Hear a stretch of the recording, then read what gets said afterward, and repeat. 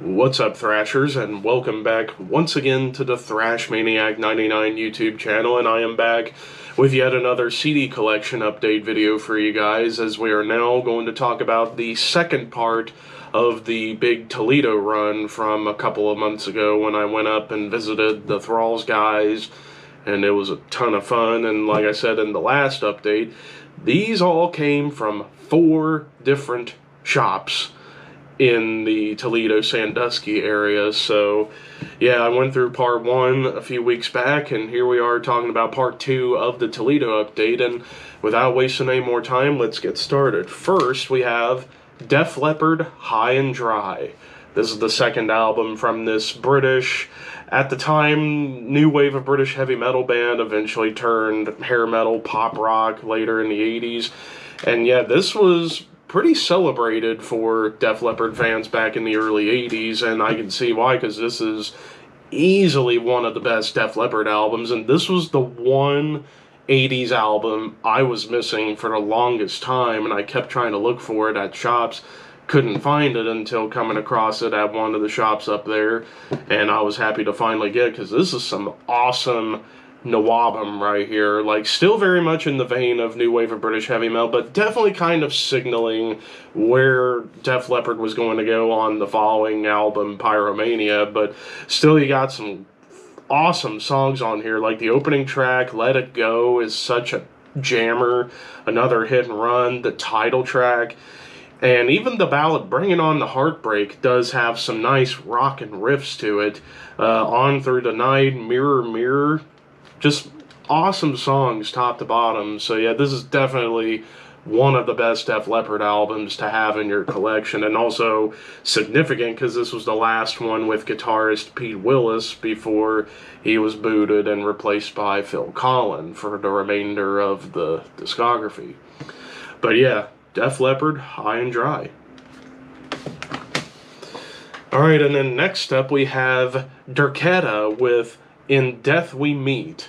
I believe this is the lone studio full-length from this, at the time, all-female death doom band. Eventually they would add a male drummer later on in their run. But this is some nasty, bleak, heavy death doom that actually half of the members were members of the band Mythic, which I have their anthology compilation, and it's awesome death doom in its own right. But the interesting wrinkle in the lineup on here is Robin Mason from Gruesome and Castrator on bass on this album. And yeah, this album, just top to bottom, it's dark, it's evil, it's heavy, very much kind of in vein of, you know, Mythic, but also even bands like Incantation, Hooded Menace, even a little bit of Paradise Lost, like early Paradise Lost. But yeah, tracks on here like Goddess of Death, Rest in Peace, Shadows of the Past, Last Rites, and even a cover where they do Sepultura's Troops of Doom, which isn't bad. But yeah, for an all-lady band, they knew how to write some nasty, evil death doom. And I kind of perked when I saw this at one of the shops, because I'm like, isn't this kind of a hard one to find, considering this was released on Ibex Moon Records, and like I said, this was their only album. But here I have it in my possession now. So yeah, like I said, if you are a fan of Mythic, Incantation, Hooded Menace, and early Paradise Lost, definitely check this out. Alright, next one, and this one I really perked up when I found it at one of the places. Dethklok, the Death Album. This is, of course, the debut album from Dethklok, and yeah, this was not long after Season 1 of Metalocalypse on Adult Swim. Now, I'd been looking for this album for a long time, but particularly wanted to get this version, the red cover, because it's the 2-disc special edition that features bonus tracks that absolutely kick ass. So because I wanted the entire history of the first album right here. But yeah, I used to listen to this album a fuck ton in high school whenever I was getting into death metal in general and watching Metalocalypse. I mean, some of my favorites on here: Mermaider, Go Into the Water, Go Forth and Die, The Lost Vikings, Briefcase Full of Guts, Hatred Copter, Death Harmonic. And then in the bonus tracks, like the ones I really liked, you know, Blood Ocean, Hatredy, and of course the Duncan Hills Coffee Jingle. Just awesome stuff. You can't go wrong with Dethklok albums.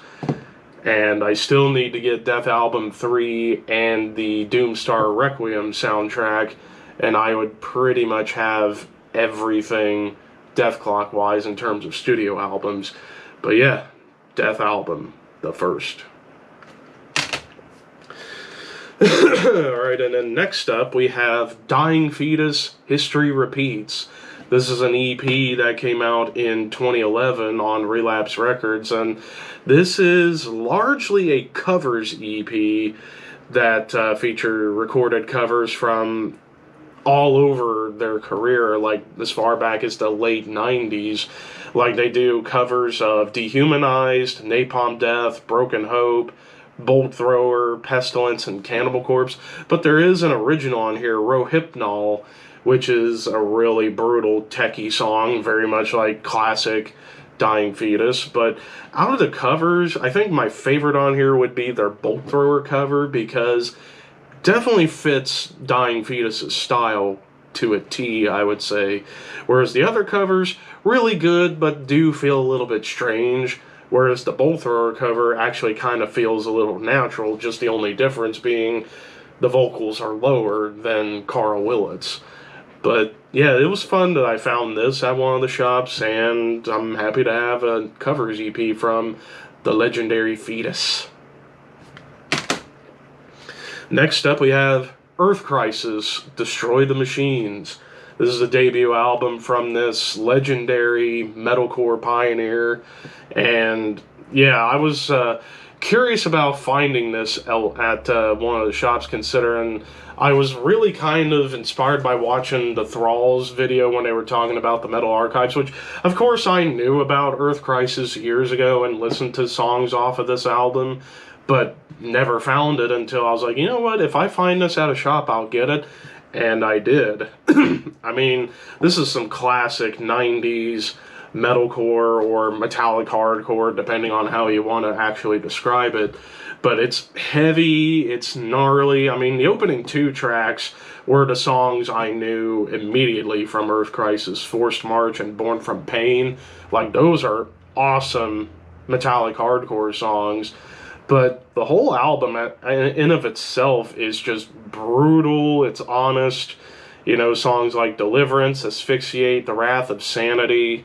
Just awesome shit right here for mid-90s metalcore / metallic hardcore.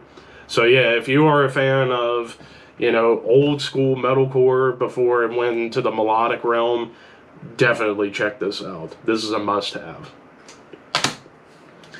Next up, we have Evile with Skull. This is the fourth studio album from this British thrash metal band that I've been a long time fan of, and this, out of their original run with Matt Drake as their frontman, this was the only one I was missing. And for some reason, anytime I would go online, it was like either out of stock or you go on Discogs and they wanted a ridiculous amount of money for it. And I'm thinking, like, what was it with 2013 albums being out of print for whatever reason? So when I found this at one of the shops, immediately perked up. I'm like, yes, I finally found this. Because, yeah, like I said, this was the last album with Matt Drake as the frontman / rhythm guitarist, as he left in 2020 to focus on family issues. And this was also the last one with Earache / Century Media Records, and this is still Evile doing their trademark thrash sound very well with tracks like Underworld, Skull, Tomb, Outsider, Words of the Dead, just awesome songs top to bottom. And yeah, this would end up being the last album they do for 8 years until they came back with the new lineup when old Drake took over as the frontman on Hell Unleashed.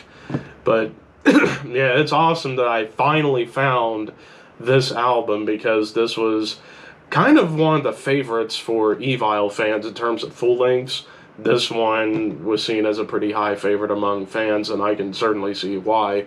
So yeah, if you're a fan of old Evile, definitely get this if you can find it. Exodus, Impact is Imminent. This is the 4th album from these legendary Bay Area thrash legends.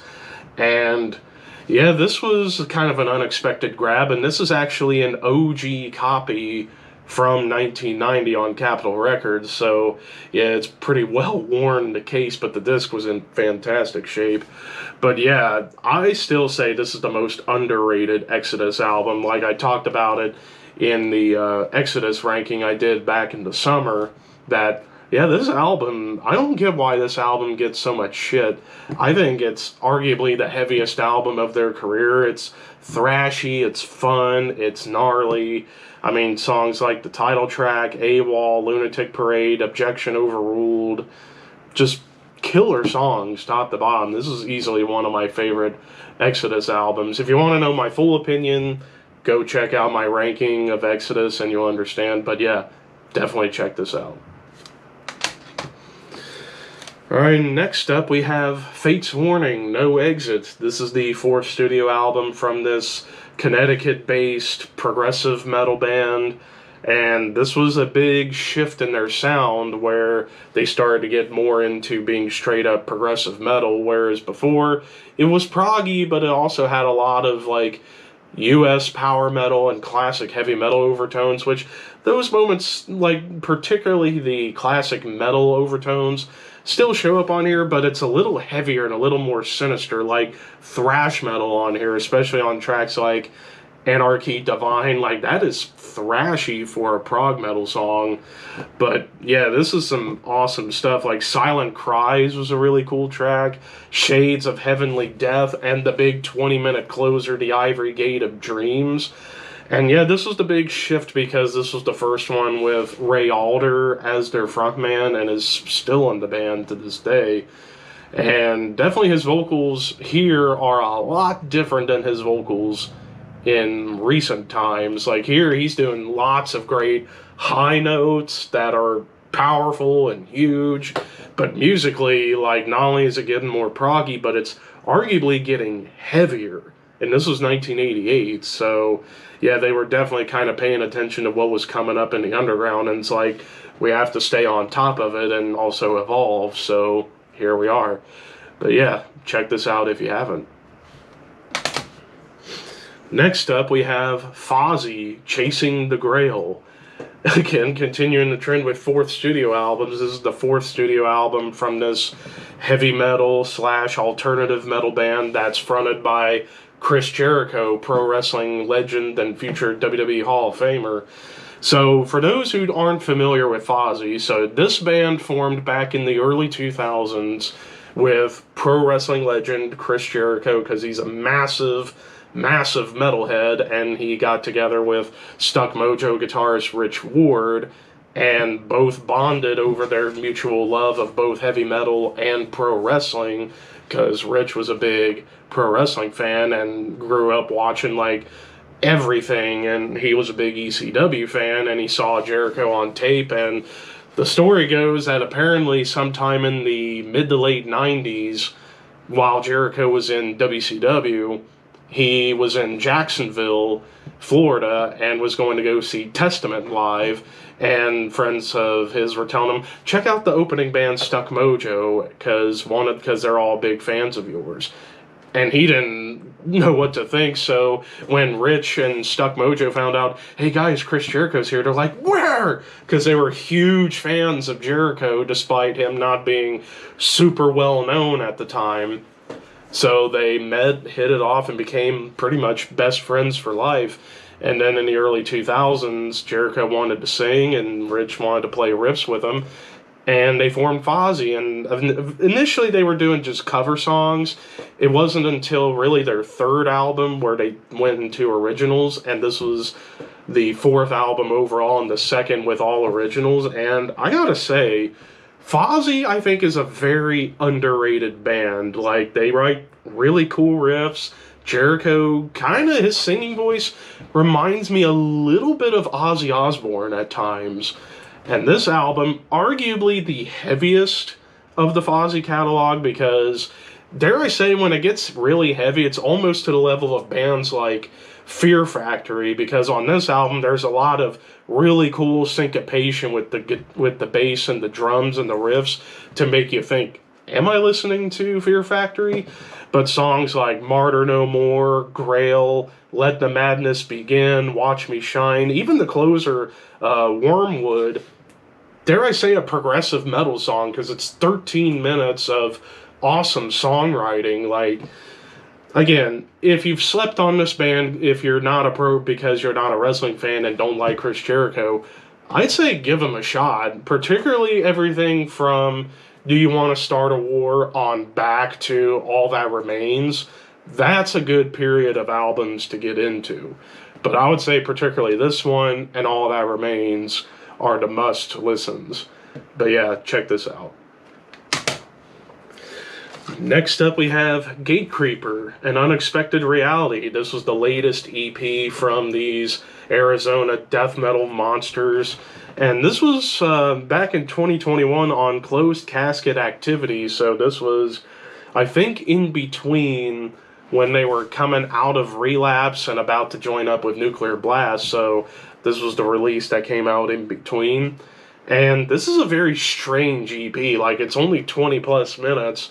But it's like a hybrid between grindcore and death doom, like, because most of the songs are really short and like grindcore songs, but the closing track, Emptiness, that's a straight up death doom song, and it's nasty, it's killer.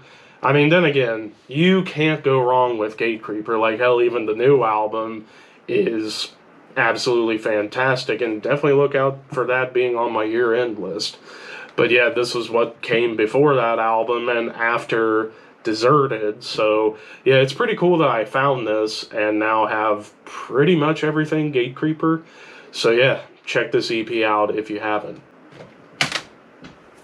Next up, kind of taking a break from the metal stuff for a moment, we have Genesis, Trespass. This is the second studio full-length from these British progressive rock legends.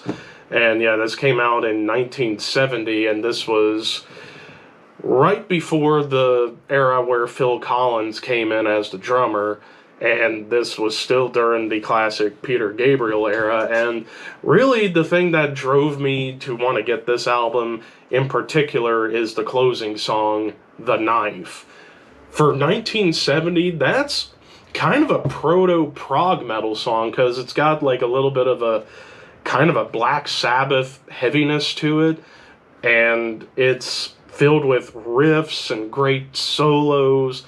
It's just an amazing song top to bottom, and it's very whimsical too, as you would expect during the Peter Gabriel era of Genesis. But all the other songs are great in their own right, but particularly The Knife, also because, you know, the lyrical matter being all about anti-war, and God knows we need some of that today, but I digress. But yeah, this is a great album. I've been trying to get some more of the classic Peter Gabriel era Genesis material, and I was glad that I found this one. So yeah, check this one out. Alright, next up we have Guns N' Roses, Use Your Illusion 1. So this is technically the second full-length from these LA hard rock legends, which, yeah, it's a love-hate relationship with GNR, but this is still during, in my opinion, their good era, like in the late 80s, early 90s. Now I basically have everything I want from GNR, which is the first three albums, Appetite for Destruction and both Use Your Illusion albums. But yeah, this was definitely a stark contrast to Appetite for Destruction, because this was where GNR started to get a little more bombastic with the songwriting. You know, songs like Don't Cry, November Rain being the probably still to this day their biggest hit, and expensive music video, obviously, but still got some good songs. Actually, a great cover of Paul McCartney's Live and Let Die. But yeah, maybe too many songs, but it's still good for what it is. Although I definitely prefer Use Your Illusion 2 more because it's heavier and there's more songs on there I like compared to this. But I'm glad I got both albums. So yeah, check it out if you've not listened to it for a long time. Alright, and now we finally get to some pairs, and we have a pair from Hatebreed. We have their debut album, Satisfaction is the Death of Desire, and their third album, The Rise of Brutality. Of course, Connecticut-based metalcore / metallic hardcore legends. My personal favorite metalcore / metallic hardcore band of all time, and these were two of the foundational albums. For many years, I've had the second album, Perseverance, but never really got much more of their stuff. I don't know why, I just always forget to get more Hatebreed, but Satisfaction is the Death of Desire, 1997, Victory Records. 2 years after Earth Crisis came out, suddenly this band comes along and just delivers some brutal metallic hardcore that has some death metal influence going on here. I mean, top to bottom, this is a classic in metalcore / metallic hardcore. I mean, Empty Promises, Burned to Lies, Before Dishonor, Betrayed by Life, Driven by Suffering, Conceived Through an Act of Violence, just brutal songs. And maybe my favorite Jamie Josta vocal performance. Now, Rise of Brutality, definitely sounding much bigger, a little more extra brutal, if you really want to put it that way. I mean, it's in the title, The Rise of Brutality. But yeah, I remember listening to songs off of here like Tear It Down, Straight to Your Face, Live for This, This Is Now. That's a big, like, groovy stomper. I mean, awesome stuff from the early days of Hatebreed. So yeah, if you are a fan of Hatebreed, then chances are you already love these albums, so check them out if you haven't. Alright, and now we get to another pair, this time from Hypocrisy. We have their debut album, Penetralia, and their 12th album, End of Disclosure. Two vastly different periods within Hypocrisy's discography. Now, Penetralia, this is their debut album, 1992, and this was when they had Moss Broberg on vocals, and this album is just purely brutal, nasty death metal, very much influenced by American death metal like Deicide, Morbid Angel, Malevolent Creation, Cannibal Corpse. I mean, songs on here like Suffering Souls, Left to Rot, the title track, To Escape is to Die, and it's evil. Like, early Hypocrisy lyrics were very much in that, like, satanic, evil vibe before they would switch it over to stuff about aliens and conspiracies, which, yeah, for as evil as this album is, definitely lives up to it. End of Disclosure, this was 2013 again, and this was still during their melodic death metal period, which of course they still are, mellow death, but this was the last album they did for a good number of years until a few years ago when Worship came out. And this album kind of marked a little bit of a shift in the lyrical content, like less about sci-fi and aliens and more towards, you know, conspiracy theories and stuff like that. Whereas with Worship, it was kind of like the bridge between the sci-fi lyrics and the conspiracy lyrics. This was like very much mostly conspiracy lyrics, but still a badass album, and I was happy to have found these two. So if you are a fan of Hypocrisy, chances are you already have these, but if you're not, give them a listen. Alright, in the penultimate album, we have Insomnium, One for Sorrow. This is the 5th studio full-length from these Finnish melodic death metal legends. And I've been needing to get more Insomnium in the collection because for so long I've only had Shadows of the Dying Sun. I think that's the title that came after this. But this is still fantastic melodic death metal that almost gets into progressive death metal at times because of how long and dynamic the songs get. But on here, songs like Through the Shadows, Song of the Blackest Bird, Unsung, Laid a Ghost to Rest, the title track. Beautiful, sorrowful, yet very heavy melodic death metal. Like, this is the kind of mellow death I really like, where it can have a sorrow sense of songwriting to it, but still sound heavy with the guitar tone. I absolutely love Insomnium, so I need to get more, so yeah, check this out. And then finally, to end it off with something not metal, Jethro Tull, Thick as a Brick. I can't remember what album number this is, but this was 1972, and this is, of course, the duality of greatness, that is Thick as a Brick Parts 1 and 2, both 20-plus minutes of progressive, folky, hard rock brilliance. I mean, early 70s Jethro Tull, you can't go wrong, you know, Aqualung, and then this. And this is still to this day one of the best early 70s prog rock albums of all time. And of course, you know, Ian Anderson being an amazing songwriter, musician, being able to play guitars, sing, play flutes, and it all works beautifully on this album. And speaking of Ian Anderson, I can't wait to hear what he does with this new Opeth album coming out next month. I can't wait. But yeah, if you're a fan of classic prog rock, chances are you already know about this, but if you've not listened to it, please give it a listen. And that does it for the second part of the Toledo run. There's one more section to go. Hopefully I'll try and get that part posted next week, and then I can get on to talking about some stuff I've gotten in between the Toledo trip and my upcoming trip I'm going to be going on, and then eventually get some Christmas stuff ordered. And yeah, that's going to be interesting in its own right. But anyways, what's your guys' favorite album out of this stack that I've shown you? Let me know in the comments below. Don't forget to like, comment, share, subscribe, all that fun stuff. Thank you for watching. Keep your horns high and your dreams wet. Thank you for your patronage.